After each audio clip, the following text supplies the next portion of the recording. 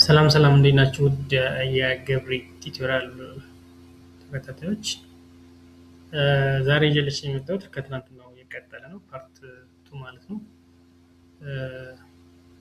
ይህም ምንድነው ኦርጋናይዜሽን ነው። እንግዲህ የማኔጅመንት ፋንክሽን የሆነው ሁለተኛው ፓርት ስለ ኦርጋናይዜሽን ነበር እያወራን ያለነው። ዛሬ ኦርጋናይዜሽን ከትናንት የቀጠለውን እንነጋገራለን ማለት ነው። ዛሬ ኦርጋናይዜሽን ፕሮሰስ ላይ ነው።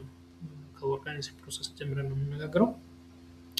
ኦርጋናይዜሽን ፕሮሰስ ማለት ምን ማለት ነው የሚለውን ስንመለከት እንግዲህ ሁለት ነገር ኮንሲደር ያደርጋል። ፕላን ኤንድ ጎልስ ኮንሲደር ያደርጋል። እነኚህ ምንድን ናቸው? የኦርጋናይዙን ሪዛልት አፌክት ያደርጋሉ። ምንድን ነው ልንሰራ ያሰብነው? ልንሰራ ባሰብነው ባስቀመጥነው ጎል ወይ ደግሞ ፕላን ባደረግነው ነክ ኦርጋናይዜሽን በዛ ደረጃ ነው የምንቀርጸው ማለት ነው። አፌክት ያደርጋል ማለት ነው። ፕላንስ አፌክት ኦርጋናይዜሽን ኤንድ ኢትስ ሪዛልት ኦፍ ዘ ኦርጋናይዜሽን ፕላን አፌክት ያደርገዋል ማለት ነው። እንግዲህ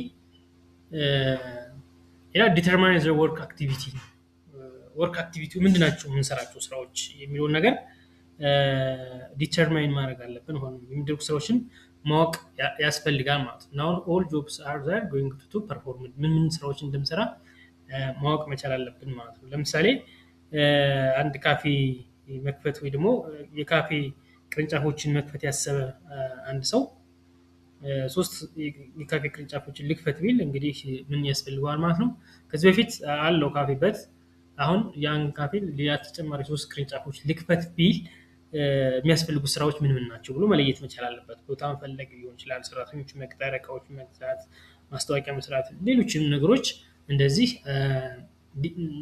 መወሰን አለበት ማለት ወይ ደግሞ መለየት ዲተርማይን ማድረግ አለበት ነው። የሚሰራውን ስራ በደንብ ማወቅ መቻል አለበት ነው። ሌላው ክላሲፊኬሽን ነው።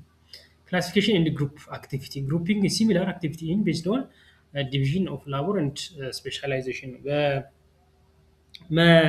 Based on division of labor and specialization መመደብ አለብን ማለት ነው። ያ ማለት ተመሳሳይ ስራዎችን አንድ ቡድን ስር ማድረግ ያስፈልጋል ማለት ነው። ለምሳሌ የገንዘብና የገንዘብ ስራዎች አካውንታንት ጋር መመደብ ያስፈልጋል። የገንዘብና ገንዘብ ነክ የሆኑ ስራዎችን አንድ ላይ አካውንታንት በአካውንታንት ዘርፍ ይመደባሉ። የኤችአር ዘርፉ ደግሞ ይሄ መቅጠሩ ማሰልጠኑ ምናምን ደግሞ ኤችአር ዘርፍ ይመደባሉ። የግዢውም እንደዛው ምደባ ይሰራለታል ማለት ነው። ምንድነው ግሩፕ ይደረጋሉ። ግሩፕ ሲሚላር አክቲቪቲዎች ግሩፕ ይደረጋሉ ማለት ነው።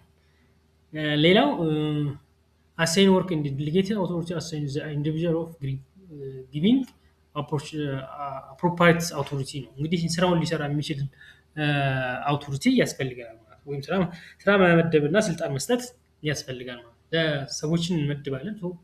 ከመደብ በኋላ ለእነኛ ሰዎች አውቶሪቲ መስጠት ያስፈልጋል ማለት ስራውን ሊሰሩበት የሚችሉ አውቶሪቲ መስጠት ያስፈልጋል ማለት ነው።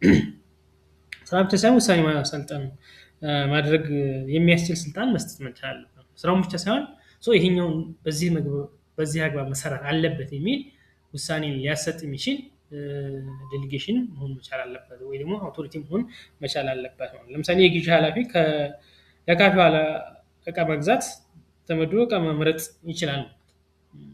የግዢ ኃላፊው ለዚህ ካፌ ይሄን እቃ መግዛት አለብን ብሎ ማስቀመጥ መቻል አለበት ማለት ነው። ሌላው ዲዛይን ኦፍ ሃይራርኪ ኦፍ ሪሌሽንሺፕ ነው። እንግዲህ አስተዳደር መዋቅር መፍጠር ያስፈልጋል። ያ ማለት ማን ለማ ተጠሪ ይሆናል። it is required that determine both vertical and horizontal operation relationship ያስፈልጋል። ወደ ጎንም ወደ ላይም የሚያስፈልግ ለምሳሌ ዋና ስራ አስኪያጅ አለ። የዋና ስራ አስኪያጁ ከታች ቅርንጫፍ ስራ አስኪያጆች የቅርንጫፍ ስራ አስኪያጅ አለ፣ ከዛ ሰራተኞች አሉ ማለት ነው። ይሄ ቨርቲካሊ ያለው ሃይራርኪ ነው ማለት ነው። ሆሪዞንታሊ ሲሆን ደግሞ ዋና ስራ አስኪያጅ ያለው ከቅርንጫፍ ስራ አስኪያጅ ሌላኛው ቅርንጫፍ ደግሞ ተመሳሳይ አይነት የቅርንጫፍ ስራ አስኪያጅ ይኖራል ማለት ነው። ሰራተኞች ፓራራል የሆኑ ሰራተኞች አሉ ማለት ነው። እነኚህን ሪሌሽንሺፖችን ማስቀመጥ ያስፈልጋል ማለት ነው። ያ በሁለተኛ ደረጃ ስንመጣ ዲፓርትመንታይዜሽን ነው። ኔክስት ዋን ኢዝ ዲፓርትመንታይዜሽን ነው። እንግዲህ ዲፓርትመንታይዜሽን ማለት ድርጅት ስራዎችን፣ ቡድኖችን፣ ስራ ክፍሎችን በመካፈል የሚያደራጅበት መንገድ ዲፓርትመንታይዜሽን ብለን እንጠራዋለን ማለት ነው። ሆሪዞንታል ዲፈረንሺዬሽን ኦፍ ታስክ አክቲቪቲ ኢን ዲስክሪት ኦፍ ሴግመንትስ ኢዝ ኮልድ ዲፓርትመንታይዜሽን ኦፍ ኦር ዲፓርትመንታይዜሽን ኦር ዲፓርትመንቴሽን ብለን እንከፍለዋለን። እንግዲህ ድርጅት ምንድነው ስራዎችን በየክፍሉ እንግዲህ ዲፓርትመንታይዜሽን ስንል ምን ማለታችን ነው? በቀላል አገላለጽ አንድ ድርጅት ውስጥ ያሉትን የተለያዩ ስራዎች እና ተግባራትን ለየብቻ በየዘርፉ መከፋፈል እና ማደራጀት እንደማለት ነው ማለት ነው። ይህም ስራውን እንግዲህ በስርዓት እንዲመራና ግራ መጋባት እንዳይፈጥር የሚያግዝበት ሁኔታ ነው። ያ ማለት ተመሳሳይ የስራ ባህሪ ያላቸውን ስራዎች በአንድ ዘርፍ ማደራጀት ሊሆን ይችላል ማለት ነው። ለምሳሌ በሆቴል ውስጥ የምግብ የሚያበስሉ ሰራተኞችን በሙሉ የወጥ ቤት ክፍል ስር ማደራጀት እንደሚቻለው ማለት ነው። እንግዶችን የሚያስተናግደው ደግሞ ሌላ የመስተንግዶ ክፍል ሊኖር ይችላል ማለት ነው። ቡድኖችን በዚህ ደረጃ፣ ስራዎችን በዚህ ደረጃ ማደራጀት ዲፓርትመንታይዜሽን ይባላል ማለት ነው። እንግዲህ there are several departmentation each which is stable for the particular corporative size strategy and purpose ነው። እንደ ኮርፖሬቲቭ ሳይዝ፣ እንደ ስትራቴጂው እና እንደ ፐርፐዙ በአንድ ተቋም ውስጥ በርካታ የሆኑ ዲፓርትመንቶች ሊኖሩ ይችላሉ። ለምሳሌ የኢትዮጵያ ንግድ ባንክን ብንወስድ እንደው እንደ ምሳሌ መጠቀም የሚችል ይሄ ላይሆን ይችላል፣ ግን ምሳሌ ቢሆን ነው። የብድር ክፍል አለ። ለአንድ ዲፓርትመንት የሚባለው የብድር ክፍል ይኖራል፣ የቁጠባ ክፍል ይኖራል። የብድር ክፍሉ እንግዲህ ከብድር እና ብድር ነክ የሆኑ ጉዳዮችን አንድ ላይ የሚይዙ ጉዳዮችን ብድርና ብድር ነክ የሆኑ ስራዎችን አንድ ላይ የሚይዝ የብድር ዲፓርትመንት ሊሆን ይችላል። የቁጠባ ዲፓርትመንት ደግሞ የቁጠባ ክፍል የምንለው የቁጠባ ክፍል ከቁጠባ ጋር ተያይዞ የሚነሱ ማንኛውንም ጥያቄዎች የሚያስተናግድ የቁጠባ ዲፓርትመንት ሊሆን ይችላል። የአካውንቲንግ ዲፓርትመንት፣ የአይቲ ዲፓርትመንት፣ የኤችአር ዲፓርትመንት ብለን ለእያንዳንዱ እንትን ዲፓርትመንት መስጠት እንችላለን። በዩኒቨርሲቲ ደረጃ እንኳን ብና የኢኮኖሚክስ ክፍል አለ፣ የኢኮኖሚክ ዲፓርትመንት፣ የህግ ዲፓርትመንት፣ የኢንጂነሪንግ ዲፓርትመንት፣ የህግ ክፍል ዲፓርትመንት እነኚህ ሁሉ ዲፓርትመንቶች አሉ። በአንድ ተቋም ላይ እንደ ስኮፑ፣ እንደ ተቋሙ ስኮፕ፣ እንደ ተቋሙ ሳይዝ፣ እንደ ስትራቴጂው እና እንደ ፐርፐዙ የተለያዩ ዲፓርትመንቶች ሊኖሩ ይችላሉ ማለት ነው። እንግዲህ ታይፕ ኦፍ ዲፓርትመንት ስንመለከት እንግዲህ ወደ 6 የሚሆኑ ታይፕ ኦፍ ዲፓርትመንቶች አሉ ማለት ነው። እያንዳንዳቸውን ለመመልከት ያክል አንደኛው ፋንክሽናል ዲፓርትመንት ነው። እንግዲህ በፋንክሽን ደረጃ የሚደራጅ፣ በስራ የሚደራጅ፣ በፋንክሽናቸው የሚደራጁ የፋንክሽን ዲፓርትመንት ብለን የምንሰራው ነው። በፋንክሽን በስራዎች የሚደራጅ ማለት። ጂኦግራፊካል ዲፓርትመንት አለ፣ በጂኦግራፊ የሚደራጅ አለ። ፕሮዳክት ዲፓርትመንት አለ፣ ፕሮዳክት ዲፓርትመንታይዜሽን አለ። ከስተመር ዲፓርትመንታይዜሽን አለ፣ ፕሮሰስ ዲፓርትመንታይዜሽን አለ። መልቲፕል ዲፓርትመንቴሽን የሚባሉ እነኚህ የዲፓርትመንት አይነቶች ናቸው ማለት ነው። የእያንዳንዱ ምንድነው ስራው ብለን ስንመለከት እንግዲህ ፋንክሽናል ዲፓርትመንት የምንለው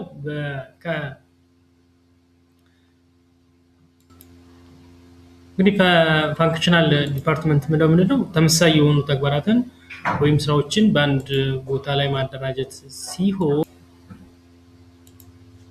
ለምሳሌ የማምረቻ ክፍል ዲፓርትመንት ሊሆን ይችላል፣ ማርኬቲንግ ዲፓርትመንት፣ ፋይናንስ ዲፓርትመንት እና ኤችአር ዲፓርትመንት ብለን ልንለየው እንችላለን ማለት ነው። ይህ በፋንክሽን ደረጃ የሚዋቀር ዲፓርትመንት ብለን ስንጠራው፣ በጂኦግራፊ የሚዋቀር ዲፓርትመንት ደግሞ ምንድነው አካባቢ መሰረት ያደረገ ነው ማለት ነው።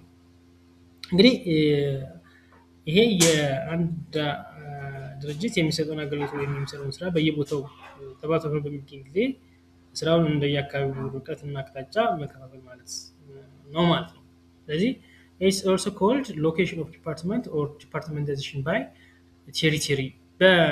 በጂኦግራፊ ነው ማለት፣ በቴሪቶሪ በክልል ነው ማለት ነው ስራዎችን ግሩፕ የሚያደርገው ማለት ነው።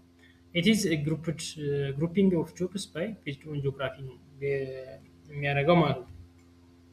እና ለምሳሌ ብንወስድ የኢትዮጵያ ንግድ ባንክ እንደምሳሌ መውሰድ እንችላለን። የአዲስ አበባ ዲስትሪክት የሚባል አለ ማለት ነው። የመቀሌ ዲስትሪክት፣ የባህር ዳር ዲስትሪክት፣ የሐዋሳ ዲስትሪክት እነኚህ ሁሉ ዲስትሪክቶች አሉ ማለት ነው፣ ወይ ደግሞ ዲፓርትመንቶች አሉ ማለት ነው። አዲስ አበባ ያሉ ቅርንጫፎችን ብቻ ያካትታል። አዲስ አበባ ላይ ያሉ ለምሳሌ አዲስ አበባ ዲስትሪክት የሚባሉት በአዲስ አበባ ቅርንጫፍ ውስጥ ያሉ በሙሉ ያካትታል ማለት። ባህር ዳርም ብንወስድ በባህር ዳር ውስጥ ያሉ እነዚህ አይነት መብራት ኃይልን ብንወስድ ለምሳሌ ሰሜን ሪጅን የሚባል አለ፣ ደቡብ ሪጅን፣ ምዕራብ ሪጅን የሚባሉ ዲስትሪክቶች አሉት ማለት ነው። ስለዚህ ኖርዝ ሪጅን፣ ሳውዝ ሪጅን፣ ኢስት ሪጅን፣ ዌስት ሪጅን የሚሉ ዲፓርትመንቶች አሉ። ይሄ መብራት ኃይል ላይ ይሰራል፣ ቴሌም ላይ ይሰራል፣ ፕላስ እንደገና በባንክ ደረጃ ያሉ ተቋሞቻችን ይሰራል ማለት ነው። ግን እነኚህ በሙሉ ኦፕሬት የሚያደርጉት ተመሳሳይ አይነት ስራ ነው ማለት ነው። የተለያዩ ቦታ እንኳን ቢኖሩ የሚሰሩት ለምሳሌ የመብራት ኃይል አገልግሎት ስራ የሚሰጠው፣ ባንክም የባንክ ቴሌም እንደዛ ተመሳሳይ አይነት ስራዎች ነው የሚሰሩት ማለት ነው። በሶስተኛ ደረጃ የፕሮዳክት ዲፓርትመንት ነው። ፕሮዳክት ዲፓርትመንት ስንል እንግዲህ በምርት ላይ የተመሰረተ ክፍል ማለት ነው።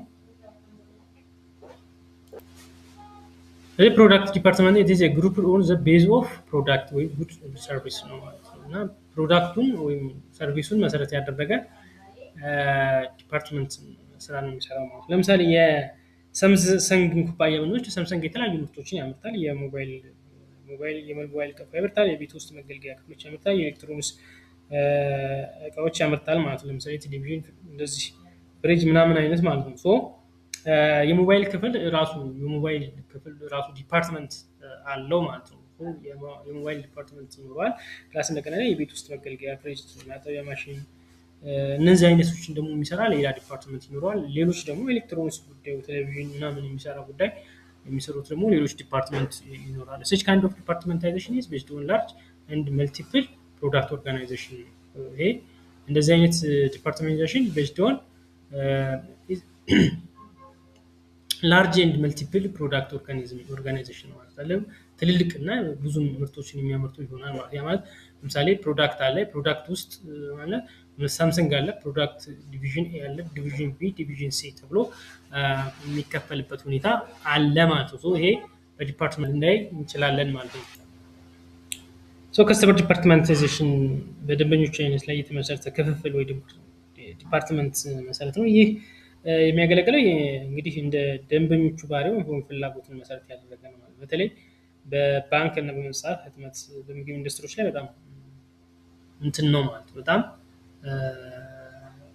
ጀስት ኮመን የምንለው አይነት ነው ማለት። ባንኪንግ፣ ቡክ ኤንድ ፐብሊሽ ፉድ ኢንዱስትሪ ውስጥ ያ ማለት የደንበኞች ለምሳሌ የባንክን ብንመለከት ምሳሌ እንግዲህ የኢትዮጵያ ንግድ ባንክ ወይ ደግሞ የሀገራችን ላይ ካሉ ንግድ ባንኮች ምናልባት የግለሰቦች ደንበኛ ክፍል ሊኖር ይችላል።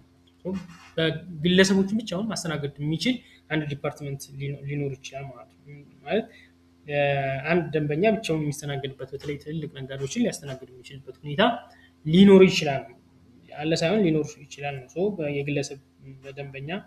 የግለሰብ ደንበኞች ክፍል ሊኖር ይችላል ማለት። ሌላው የንግድ ድርጅት ደንበኞች ክፍል ሊኖር ይችላል።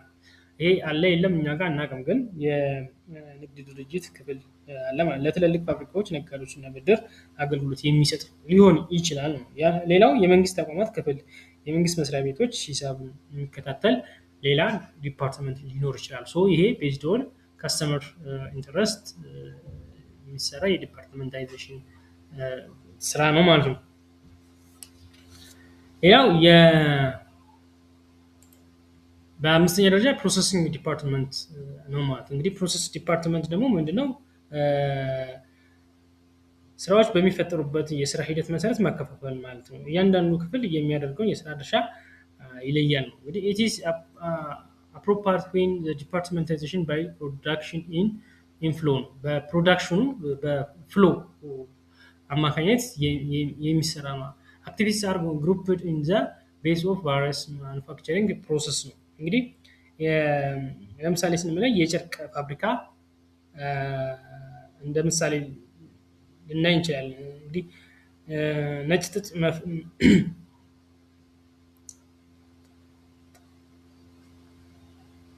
ፕሮሰሲንግ ዲፓርትመንታይዜሽን ስንመለከት ምንድነው? ለምሳሌ የሸማን የልብስ ወይም የጨርቃጨርቅ ፋብሪካን ብንወስድ የፈትል ክፍል አለ። የመጀመሪያ ደረጃ ጥሬ ዕቃውን ወደ ክር የሚቀይረው ማለት ነው። የፈትል ክፍል ዲፓርትመንታይዜሽን የሚባለው አለ።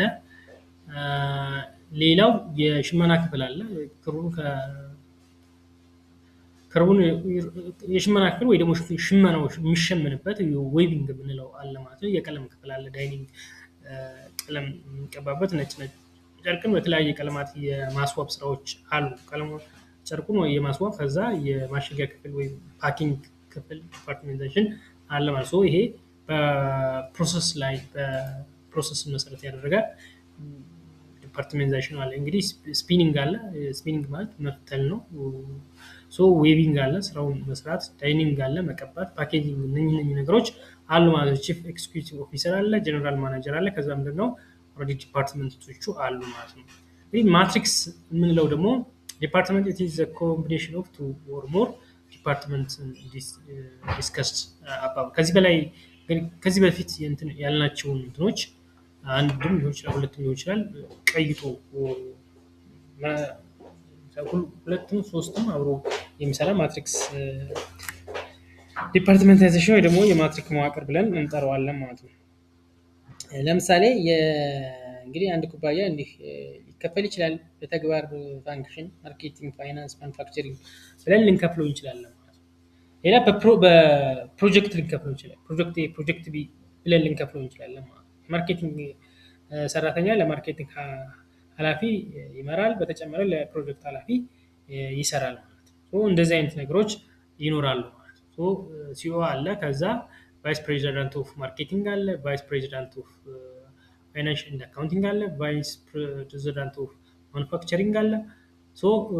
በስሩ ደግሞ እነኚህ ማርኬቲንግ፣ ሴልስ፣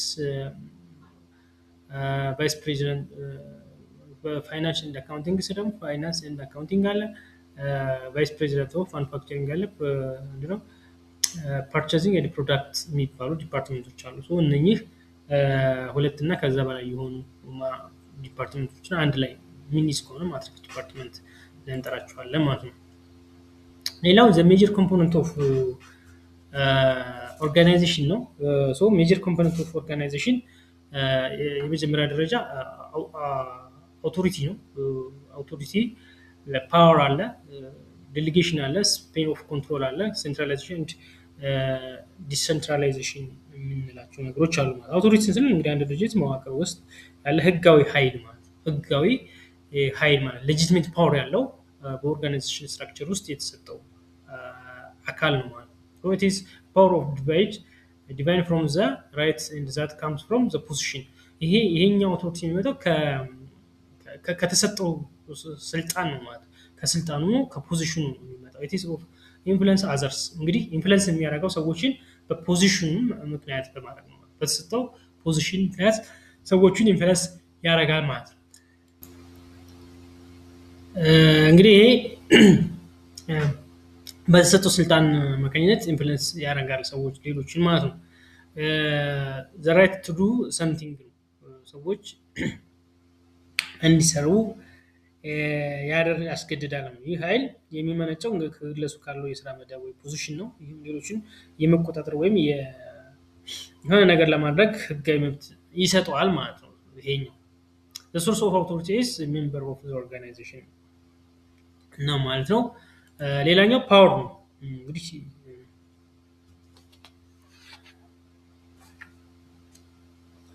ሶርስ ኦፍ ፓወር እንግዲህ ከኦርጋናይዜሽኑ የሚመጣው ይሄ ሌጂቲሜት የሆነ ፓወር ህጋዊ የሆነ ፓወር ነው ማለት ነው። it is generated from the position of the organization። ከኦርጋናይዜሽኑ ፖዚሽን የሚመጣ ፓወር ነው ማለት ነው። ይሄ እንግዲህ ከኦርጋናይዜሽኑ የሚሰጠው ፓወር ነው። በድርጅቱ መዋቅር ውስጥ ካለው የስራ መደብ ወይም ወንበር የሚመነጭ ኃይል እንደሆነ ማየት እንችላለን ማለት ነው። ይሄኛው እንግዲህ ሪዋርድ የሽልማት ኃይል ነው። እንግዲህ ሰዎችን ኢንፍሉዌንስ የሚያደርግበት እነዚህ ነገሮች ሰዎችን ኢንፍሉዌንስ ወይም ደግሞ ተከታዮችን ኢንፍሉዌንስ ያደርጋል። ሪዋርድ አለው፣ ኮረሲቭ ፓወር አለው፣ ኤክስፐርት ፓወር አለው፣ ሪፈረንት ወይም ኢንተርፕሬተር ፓወር አለው ማለት ነው። ሪዋርድ ፓወር ሪዋርድ ኢዝ ሶርስ ኦፍ ፓወር ቱ ማኔጀር ነው ማለት ነው። ማናጀሮች እንደ ሶርስ ይጠቀሙበታል ማለት ነው። ለምሳሌ ሌሎች ሰዎችን የሚፈልጉትን ነገር ጥቅማ ጥቅም በመስጠት ተጽዕኖ የማሳደር ስራ ነው የሚሰሩት ማለት ነው። ይህን ካረግ ይህን እናደርግልሃለሁ፣ ይህን ካረግ ይህ ማለት ስቲክ ወይም አሚን ካሮት ግቤ እንዲቴክ አይነት ከሰጠኝ እሰጥሃለሁ ወይም ካረክልኝ አረግልሃለሁ አይነት ነው ማለት ይሄ ካሮቱ ነው ማለት ነው። ካሮት ኤንድ ስቲክ የሚባል ኮንሴፕት አለ ሰው ሞቲቬሽን ላይ እና ይሄኛው ካሮቱ ነው ማለት ነው። ኮራሲቭ ፓወር ይሄ ፌር ኦፍ ፓኒሽመንት ነው። ይህን አርግ ካላደረክ ደግሞ ቅጣት ይደረግብሃል ማለት ነው። እንግዲህ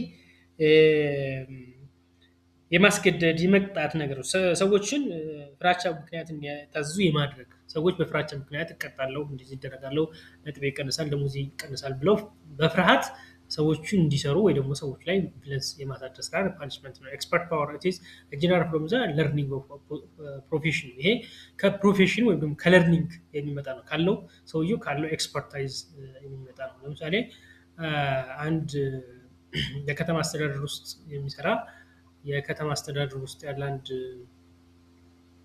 ምንድነው የአርባን ፕላኒንግ ላይ የሚሰራ ለምሳሌ አዲስ ዲዛይን ማውጣት ሲፈልግ ዲዛይኑን በዚህ መሆን መቻል አለበት ተብሎ ካለ ሰዎች ኮምፕሌን ላይ ያነሱ ይችላል። ቢኮዝ ሂዝ ኤክስፐርት ኤክስፐርት ፓወርን የምንለው እንደዛ ነው።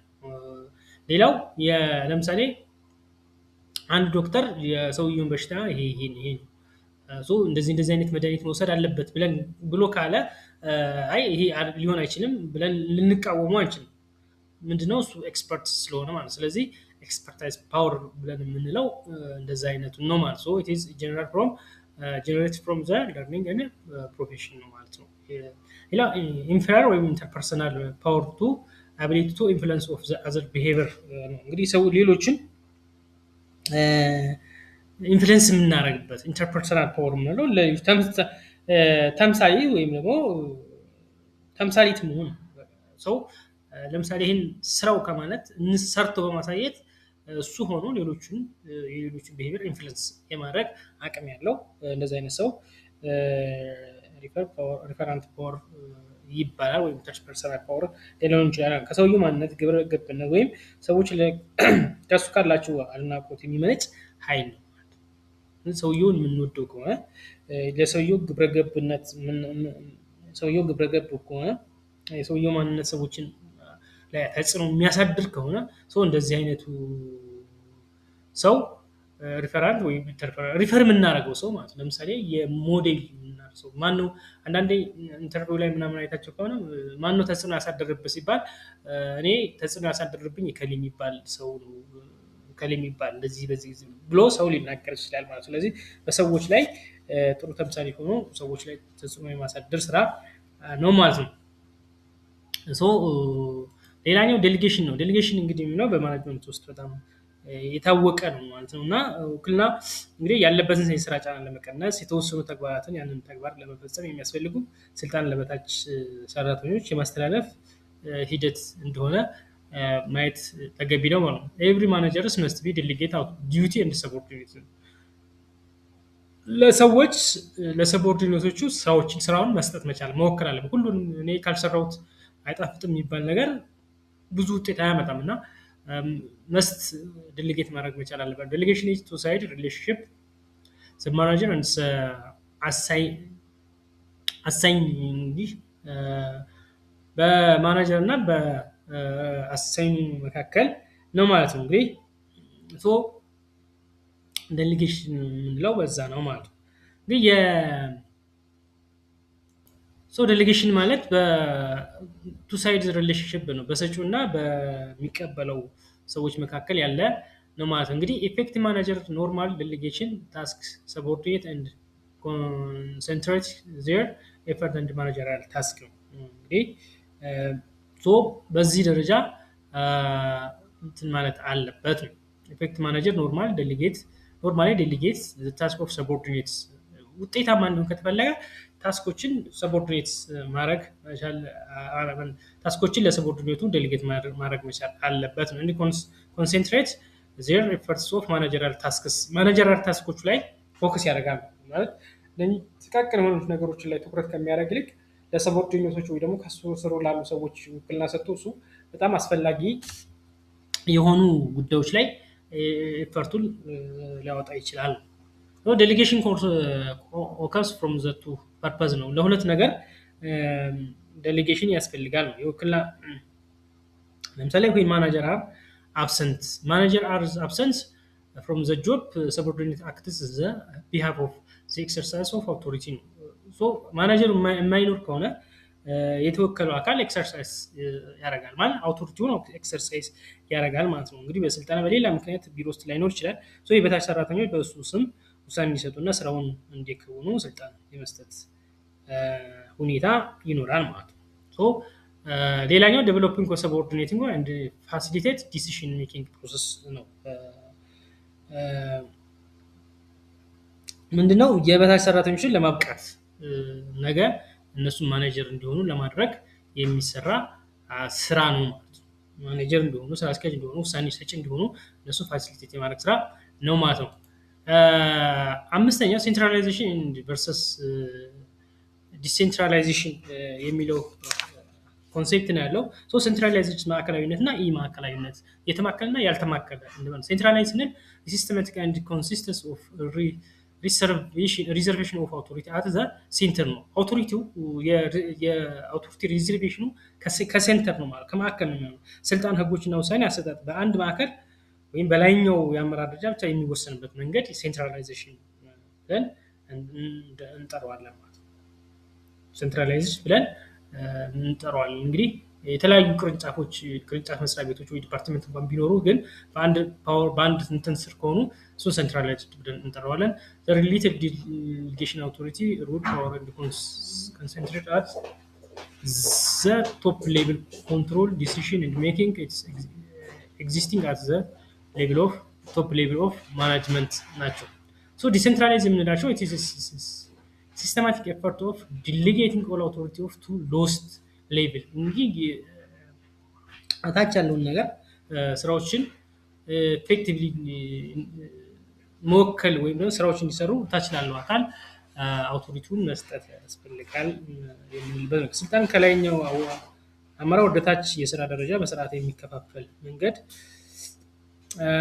ነው ማለት ነው። ዲሴንትራላይዝ this essential for decentralization the transfer of authority from the higher to lower level እንትኑን አውቶሪቲውን ትራንስፈር ለማድረግ ከላይኛው ወደ ታች አውቶሪቲ ለማድረግ በጣም ጠቃሚ እንደሆነ ያስፈልጋል። now this decentralization has become functional under principle of the democratic management ነው። እንግዲህ ዲሞክራቲክ ማኔጅመንት በአሁን ሰዓት ዲሴንትራላይዝ በጣም just principle of ዲሞክራቲክ ማኔጅመንት ነው ማለት ነው። በጣም ነሰሰሪ እንደሆነ ይጠቅሳል። እንግዲህ ተከታዮቻችን ወይ ደግሞ የዚህ ቪዲዮ ተከታታይ አድማጮች ስለነበረን ቆይታ በጣም አመሰግናለሁ። ይህን ቪዲዮ ከወደዳችሁት ላይክ፣ ኮሜንት፣ ሼር አድርጉ፣ ለጓደኞቹ አድርጉ። እናመሰግናለን። ቻው